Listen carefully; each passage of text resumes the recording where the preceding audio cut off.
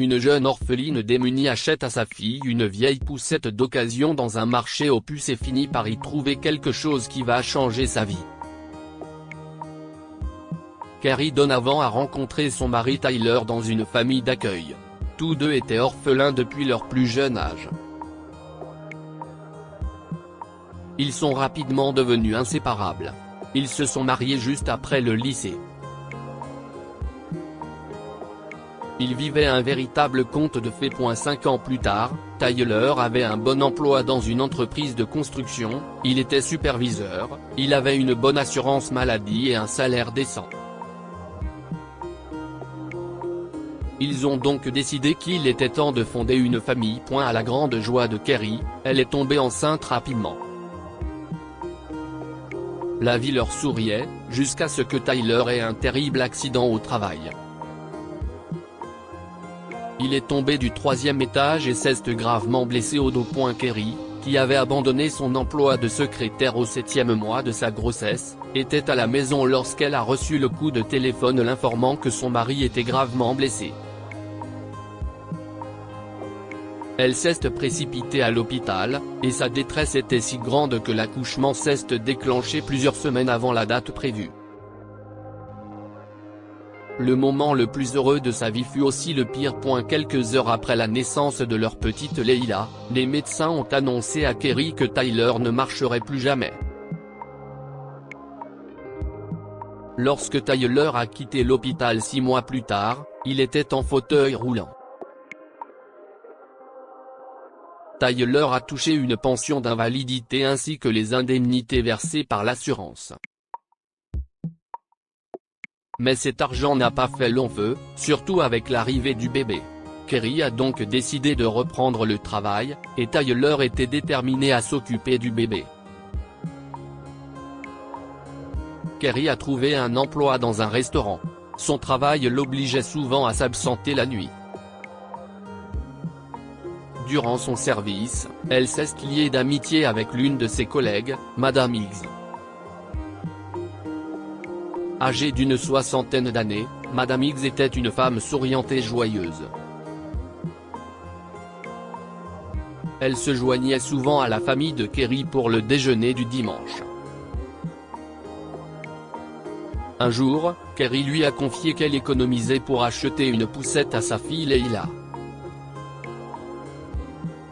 Pour réaliser ce projet, il lui fallait dépenser beaucoup d'argent. Mais Madame Higgs lui a fait comprendre qu'elle pouvait avoir une poussette à moindre prix si elle se rendait au marché aux puces.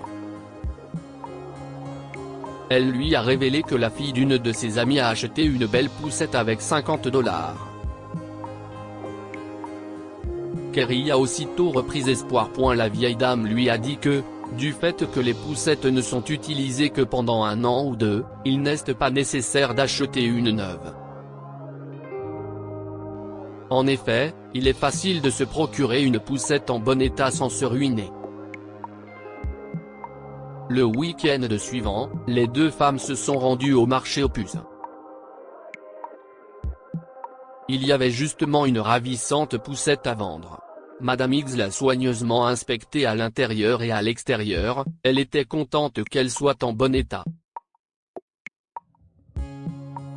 Kerry était contente d'avoir fait une si belle acquisition. De retour chez elle, elle a nettoyé la poussette.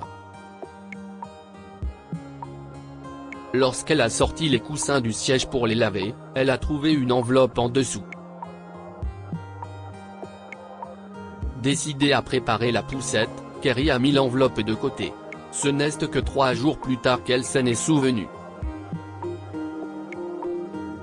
Kerry était en train de ranger son bureau quand elle est tombée sur l'enveloppe.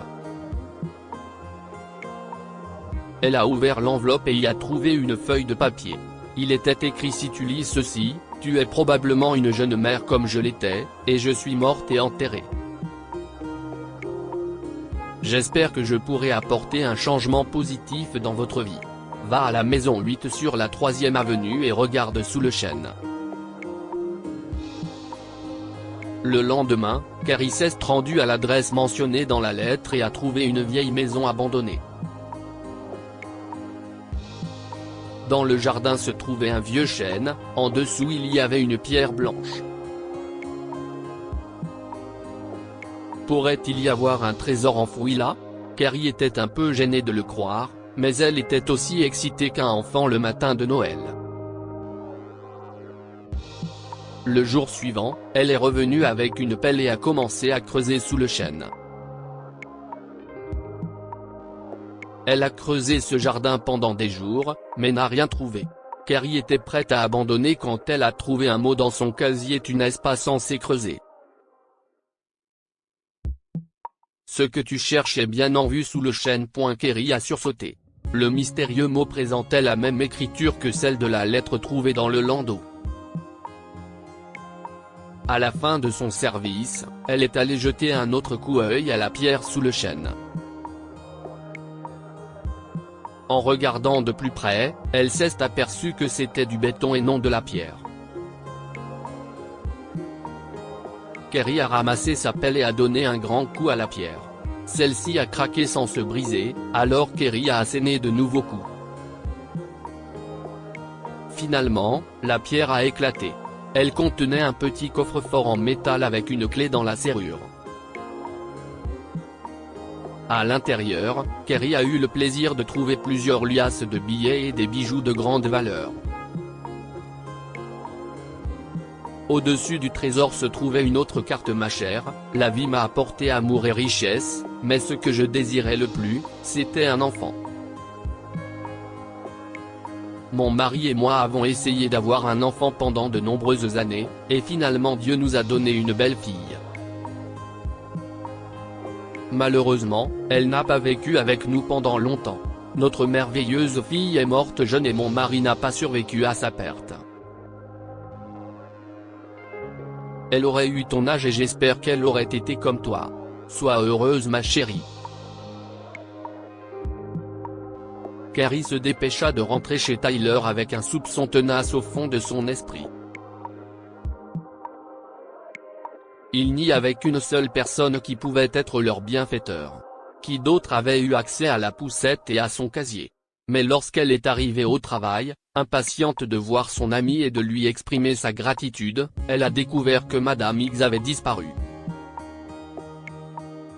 Selon le gérant du restaurant, Madame X était partie soudainement et lui avait dit qu'elle déménageait dans une ferme du Montana. Elle avait laissé une adresse de réexpédition, et Carrie a vu que l'écriture était identique à celle de sa bienfaitrice. Carrie était maintenant sûre que Madame X avait glissé le mot dans la poussette et elle avait le cœur brisé de perdre son amie. Carrie et Tyler se sont assis ensemble et ont mis au point un plan. Avec l'argent et les bijoux, ils ont acheté une jolie petite maison avec une chambre supplémentaire et une voiture spéciale que Tyler pouvait conduire, puis ils sont partis en voyage dans le Montana. Madame X a été stupéfaite de les voir arriver, mais elle a souri quand Carrie s'est jetée dans ses bras. C'était vous depuis le début. Je vous en supplie, je ne veux pas vous perdre, ma chère Madame X, s'est écrié Carrie en serrant son amie dans ses bras. Carrie et Tyler ont invité Madame X à revenir en ville et à s'installer avec eux. Je vous aime, Madame X, et une fois que vous êtes partie, j'ai réalisé à quel point. Reviens avec nous. Carrie a ajouté: je sais que je ne peux pas prendre la place de votre fille, mais Tyler et moi avons besoin d'une mère, et Leila a besoin d'une grand-mère. Nous espérions que vous accepteriez ce rôle. Madame X a accepté, les larmes aux yeux. Pour la première fois depuis de nombreuses années, la vie promettait d'être une aventure, et elle a fini par partager le bonheur qu'elle avait contribué à créer. Que pouvons-nous apprendre de cette histoire? La bonté est parfois le fait d'une main cachée. Madame X voulait aider Carrie, alors elle a imaginé une chasse au trésor pour pouvoir garder son identité secrète. Être une famille, si est une question d'amour, pas de biologie. Carrie, Tyler, Leila et Madame X sont devenues une véritable famille unie par des liens d'amour et de gentillesse. Lire aussi, une femme s'occupe de son mari handicapé pendant des années et le voit un jour par hasard jouer au golf. Abonnez-vous à Momama sur Google News. Cette histoire est inspirée par l'histoire d'un de nos lecteurs et écrite par un rédacteur professionnel. Toute ressemblance avec de véritables noms ou lieux est une pure coïncidence. Toutes les images sont utilisées uniquement à des fins d'illustration. Partagez votre histoire avec nous. Elle changera peut-être la vie de quelqu'un. Si vous souhaitez partager votre histoire, envoyez-nous un mail à info@momama.com.